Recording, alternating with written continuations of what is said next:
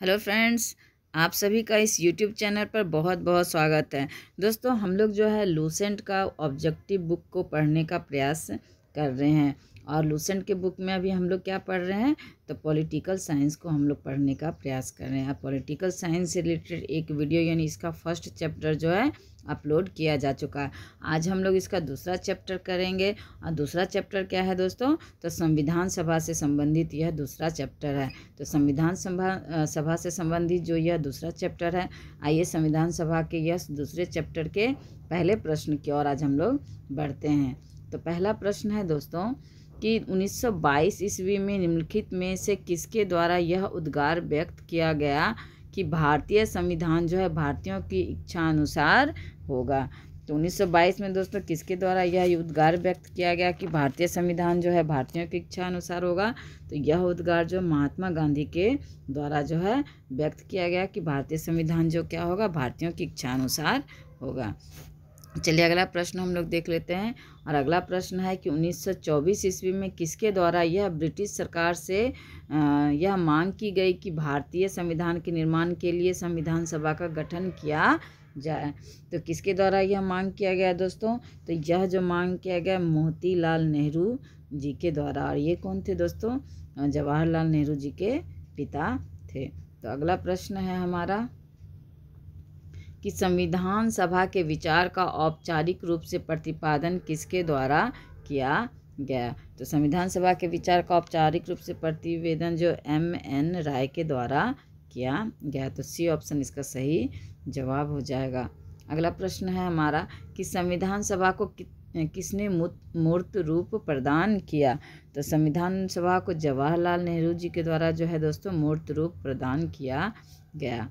अगला प्रश्न है हमारा कि कांग्रेस ने किस वर्ष किसी प्रकार के बाह्य हस्तक्षेप के बिना भारतीय जनता द्वारा संविधान के निर्माण की मांग को लेकर प्रस्ताव पारित किया था। तो यह प्रस्ताव कब पारित किया गया था दोस्तों, तो यह प्रस्ताव जो है 1928 में पारित किया गया था आपका, यानी सॉरी दोस्तों इसका हो जाएगा आपका 5 का हो जाएगा आपका सी, यानी 1936 में जो है यह प्रस्ताव पारित किया गया था। ए इसका सही जवाब नहीं होगा बल्कि सी इसका सही जवाब होगा।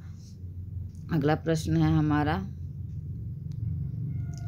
कि 1938 में किस व्यक्ति ने वयस्क मताधिकार के आधार पर संविधान सभा के गठन की मांग की थी। तो 1938 में किस व्यक्ति ने मताधिकार यानी वयस्क मताधिकार के आधार पर संविधान सभा के गठन की मांग की थी दोस्तों, तो वह व्यक्ति कौन थे, तो जवाहरलाल नेहरू, पंडित जवाहरलाल नेहरू जो हमारे भारत के प्रथम प्रधानमंत्री यानी स्वतंत्र भारत के प्रथम प्रधानमंत्री बने थे।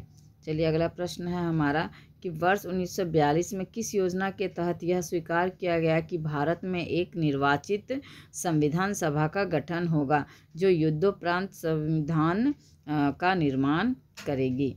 तो युद्धोपरांत जो है संविधान का निर्माण करेगी, यह जो है 1942 में किस योजना के तहत स्वीकार किया गया दोस्तों, यह पूछा जा रहा है। तो यह हो जाएगा क्रिप्स मिशन योजना के तहत जो है यह स्वीकार किया गया था। तो ए ऑप्शन आपका सही जवाब हो जाएगा। अगला प्रश्न है हमारा कि संविधान सभा के गठन का मार्ग सर्वप्रथम 1895 में किसके द्वारा प्रस्तुत किया गया, यानी किसके द्वारा प्रस्तुत की गई संविधान सभा के गठन की मांग। तो कब मांग की गई, तो 1895 में। तो यह मांग जो है किसके द्वारा की गई दोस्तों, तो बाल गंगाधर तिलक के द्वारा। तो पूर्ण स्वराज ये कहिए या स्वराज हमारा जन्मसिद्ध अधिकार है, तो यह जो है पूर्ण स्वराज तो आपका इसके द्वारा यानी जवाहरलाल नेहरू जी के द्वारा दिया गया और स्वराज हमारा जन्मसिद्ध अधिकार है, यह बाल गंगाधर तिलक जी का जो है आपका स्टेटमेंट था और यह बहुत बार पूछा गया है। अगला प्रश्न हमारा कि भारत की संविधान सभा गठित करने का आधार क्या था। तो भारत की संविधान सभा गठित करने का आधार क्या था दोस्तों, तो कैबिनेट मिशन प्लान 1946, इसके तहत जो है क्या भारत की संविधान सभा का गठन किया गया था। अगला प्रश्न है हमारा कि भारत की संविधान सभा किसके अनुसार गठित की गई थी। तो भारत की जो संविधान सभा है दोस्तों वही कैबिनेट मिशन योजना 1946 के थ्रू जो है गठित की गई थी, यानी डी ऑप्शन इसका सही जवाब हो जाएगा। अगला प्रश्न है हमारा कि 1936 में भारतीय राष्ट्रीय कांग्रेस द्वारा संविधान सभा के गठन की मांग कहाँ पर हुए अधिवेशन में रखी गई थी।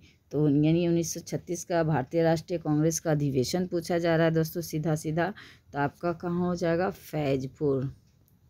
फैजपुर में यह अधिवेशन किया गया था और यहाँ पर जो संविधान सभा के गठन की मांग रखी गई थी। अगला प्रश्न है हमारा कि कैबिनेट मिशन योजना के अनुसार संविधान सभा में कुल कितने सदस्य होने थे। तो कैबिनेट मिशन योजना के तहत जो 389 सदस्य जो होने थे आपके संविधान सभा में।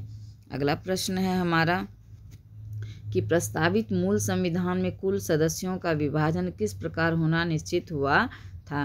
तो प्रस्तावित मूल संविधान में जो है कुल सदस्यों का जो विभाजन है दोस्तों, वह जो है आपका यानी कि ब्रिटिश प्रांतों के 292 प्रतिनिधि होने थे, देसी रियासतों के 93 प्रतिनिधि होने थे और मुख्य कमिश्नरी क्षेत्रों से 4 प्रतिनिधि। तो उपयुक्त सभी हो जाएगा, यानी डी ऑप्शन इसका सही जवाब हो जाएगा। अगला प्रश्न है हमारा कि संविधान सभा में विभिन्न प्रांतों के लिए 292 सदस्यों का निर्वाचन होना था। इनमें से कांग्रेस के कितने प्रतिनिधि निर्वाचित होकर आए थे। तो कांग्रेस के कितने प्रतिनिधि निर्वाचित होकर आए थे दोस्तों, तो 208 प्रतिनिधि जो है कांग्रेस से निर्वाचित होकर आए थे। अगला प्रश्न है हमारा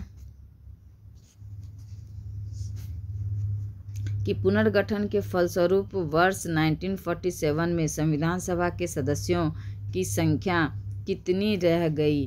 तो पुनर्गठन के फलस्वरूप 1947 में जो है संविधान सभा के सदस्यों की जो संख्या है दोस्तों, वह कितनी रह गई, तो वह जो है आपका 299 रह गई। तो बी ऑप्शन इसका सही जवाब हो जाएगा। अगला प्रश्न है हमारा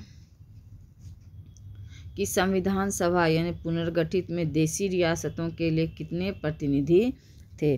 तो देसी रियासतों के लिए जो है 70 प्रतिनिधि तय किए गए थे। अगला प्रश्न है हमारा कि पुनर्गठित संविधान सभा में विभिन्न प्रांतों के लिए कितने प्रतिनिधि थे। तो पुनर्गठित संविधान सभा में विभिन्न प्रांतों के लिए जो है आपके 229 यानी 229 सदस्य जो है आपका किए गए थे, यानी प्रतिनिधि के रूप में संविधान सभा में। अगला प्रश्न है हमारा कि कैबिनेट मिशन योजना के अंतर्गत संविधान निर्मात्री परिषद में प्रत्येक प्रांत की आवंटित सदस्य संख्या निर्धारित करने के लिए एक प्रतिनिधि कितनी जनसंख्या के अनुपात में था। अनुपात पूछा जा रहा है दोस्तों, किसी क्षेत्र का यानी किस अनुपात में किसी क्षेत्र का प्रतिनिधित्व रखा गया था। अनुपात की अगर हम लोग बात करें तो 10 लाख प्रति व्यक्ति पर एक प्रतिनिधि चुन करके आना था आपका संविधान सभा में। यह प्रश्न यूपीएससी में भी पूछा गया है दोस्तों, यूपीपीएससी में, और यह बहुत बार जो है बहुत सारे एग्जाम्स में पूछा गया है। अगला प्रश्न है हमारा कि संविधान सभा के सदस्यों को निम्न में से किसने प्रत्यक्ष रूप से निर्वाचित किया। तो संविधान सभा के सदस्यों को निम्न में से प्रत्यक्ष रूप से जो है निर्वाचित किया गया, वह है आपका प्रांतों की विधानसभाओं के द्वारा, यानी प्रांतों की विधानसभाओं से जो लोग आए थे वह प्रत्यक्ष रूप से निर्वाचित होकर के आए थे। अगला प्रश्न है हमारा कि संविधान सभा में किस प्रांत का प्रतिनिधित्व सबसे अधिक था। तो संविधान सभा में जो है आपका सबसे ज़्यादा जो है संयुक्त प्रांत का जो है आपका प्रतिनिधित्व था। अगला प्रश्न है हमारा कि संविधान सभा में किस देशी रियासत के प्रतिनिधि ने भाग नहीं लिया था। तो संविधान सभा में जो है आपका यानी कि ये हैदराबाद के प्रतिनिधि ने क्या किया था, भाग नहीं लिया था। बाकी मैसूर, कश्मीर और जूनागढ़ के प्रतिनिधियों ने भाग लिया था। अगला प्रश्न है B.R. अम्बेडकर का संविधान सभा में निर्वाचन हुआ था। तो B.R. अम्बेडकर का संविधान सभा में पश्चिम बंगाल से जो है निर्वाचन हुआ था, क्योंकि वो मुंबई से दोस्तों हार गए थे, तो इसलिए बाद में उनको है जो है संविधान सभा में स्थान देने के लिए पश्चिम बंगाल से उनको सीट दिया गया था। अगला प्रश्न है मुस्लिम लीग ने किस कारण संविधान सभा का बहिष्कार किया। तो मुस्लिम लीग ने संविधान सभा का बहिष्कार किया क्योंकि मुस्लिम लीग मुस्लिमों के लिए एक अलग संविधान सभा चाहता था। तो सी ऑप्शन आपका सही जवाब हो जाएगा। अगला प्रश्न है हमारा कि संविधान सभा का चुनाव निम्न में से किस आधार पर हुआ। तो संविधान सभा का चुनाव जो है आपका वर्गीय मताधिकार के आधार पर हुआ। तो डी ऑप्शन इसका सही जवाब हो जाएगा। अगला प्रश्न है हमारा कि संविधान सभा के सदस्य प्रतिनिधि थे। तो संविधान सभा के सदस्य प्रतिनिधि किसके थे दोस्तों। तो जनता द्वारा अप्रत्यक्ष निर्वाचित सदस्य आपके थे संविधान सभा के। तो बी ऑप्शन इसका सही जवाब हो जाएगा।